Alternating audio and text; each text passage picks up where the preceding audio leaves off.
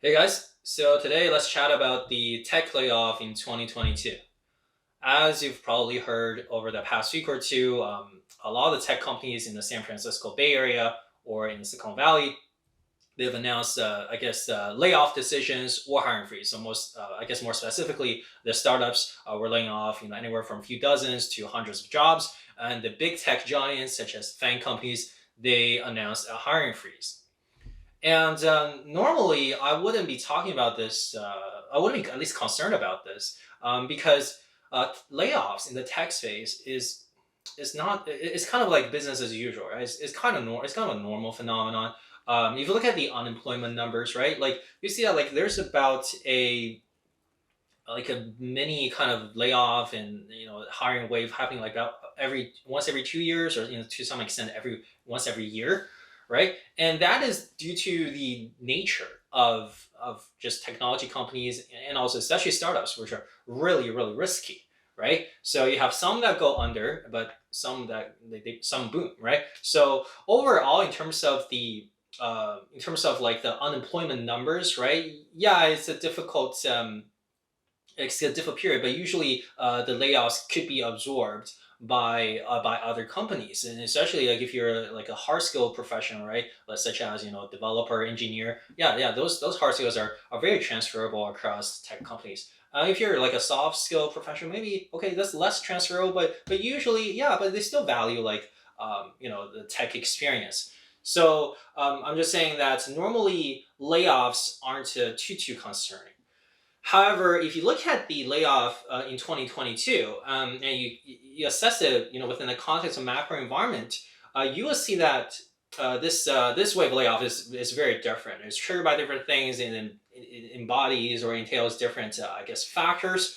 And to be honest, I'm a little bit concerned about this one. At least I paid a bit more attention to this one. I think really this marks the end of an era. Like probably this era, probably say the past decade or so, right? This era of a lot of prestige given to the tech startup innovation and venture investment, and I think that I'll explain to you why I think that this is the end of an era, and why, and also share with you some of my thoughts, and hopefully that can give you some insights of the development in the, I guess, the economy, hopefully over the next few years.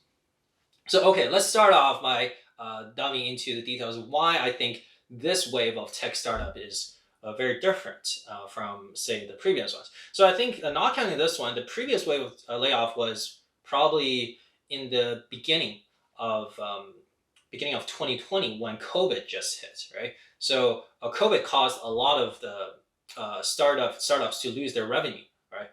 And COVID, of course, like we know that tech company is going under is kind of a bit of a normal the business as usual, right? It happens during normal times as well. But what COVID did was that it accelerated or it magnified this effect a bit, right? And so we saw a larger than an average number of layoffs for startup companies across right startup companies in the tech space, but in 2020 things were like the overall those layoffs could be absorbed right by other startups that were doing really well. For example, COVID gave rise to gave caused for example online food delivery to really to boom, right? For example, DoorDash.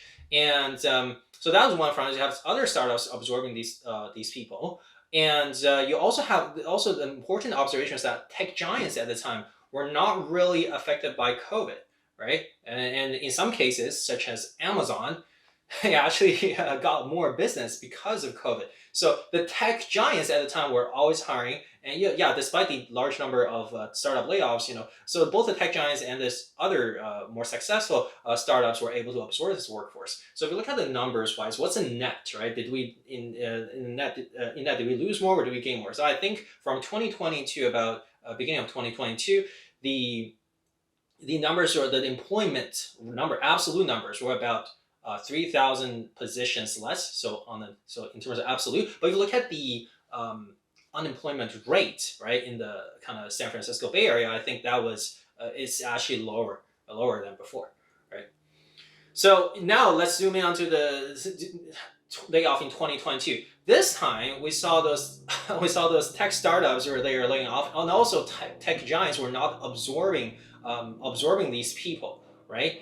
And what that means, like that means people are there's a net decrease in the number of positions, and I think it's also just a matter of time, right, before the tech giants start cutting their workforce, right? So many people are wondering, okay, how? So I guess this is a little bit more serious than the 2020 layoff. So what could have caused this? And many people might give different answers, right? I think one of the most common ones I heard was that the supply chain bottleneck, right? So right now, I think the world's largest port, Shanghai, is still under lockdown, and that port alone contributed about 1/3 of the delays and cancellations and etc. Right? So people quote that, but honestly, I don't think that's a key reason because honestly, we're over the worst part of supply chain breakdown, right? I think that part is already over, right? And some people might be citing the technology space, like some of the benefits brought by COVID in the beginning, right? For example, the booming online activity. So that market potential has kind of been exhausted, and this is demonstrated by the numbers of the earning numbers of the tech giants. For example, Netflix saw their subscribers right drop. There's a net drop in their net subscribers for the first time, right? And Facebook's global active users actually for the first time stopped growing, right? So we saw that growth. So basically, the general overall growth environment is kind of deteriorating, right? I think that could have contributed to that, but as I said, it's like this kind of business cycle is part of business as normal. For the Silicon Valley, right? So I think actually the biggest reason is of course that there is actually that the central banks raise their interest rate across the board, right? Actually, I think across the board in North America, and then there's a kind of a bit of secondary reason that like a long term, bit of more long term kind of factor, like but a little bit more secondary is that the culture of venture investment has I think has shifted a little. So kind of today, let me dive into the single, I guess, most important factor and how that really impacts the tech innovations space for the years to come. So if you look at let's start by looking at some numbers. You look at the unemployment rate in the southern San Francisco Bay Area, you'll see that, okay, you look at it from, say, the dot-com bubble, right? You see it went down, dot-com would hit a peak, right? I think it was around 10% unemployment rate. It went down, right, it's over the years up until, say, pre-2000, 2008, the financial recession. It would hit like a low point. And then when the Great Recession hit in 2008, 2009, and then we saw a spike again, right, up to I think about 8%. And then ever since 2008, 2009, I believe, the unemployment rate has been dropping at almost like an exponential level, right? So right now we're at the historic low of unemployment, which is about 3.2%, right? So you might be wondering, okay, what really drove this? Kind of drop in unemployment rate? And if you look at the interest rate after 2008, you get some clue, right? You see that the interest rate after 2000 has been near zero levels, right? And of course, I do admit that there were several points, say, I think 3-4 years ago, that central bank tried to raise the interest rates like a little bit modestly, but then COVID quickly hit, so they actually quickly reversed their decision and decided to keep interest rate very, very low. So that's from the correlation perspective. Low interest rate hasn't related to low unemployment, right? But that's just correlation. Is there kind of like a mechanism that can explain this? Well, actually, yes, right? If we look at we're trying to understand the startup and tech investment in general, you see that, there is a mechanism connecting them. So as you know, tech companies or startups are they're inherently risky businesses.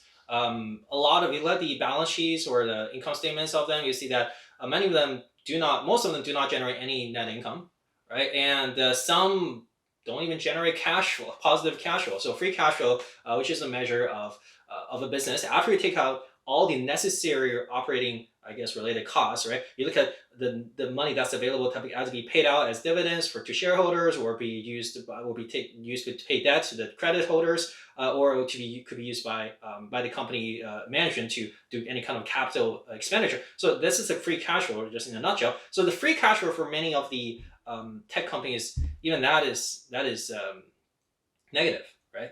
And of course, some don't even have a revenue at all, right? And for in the startup phase, it's called venture investment for a reason. This could happen for several years before you start to see that's exponential growth, right? That scalability.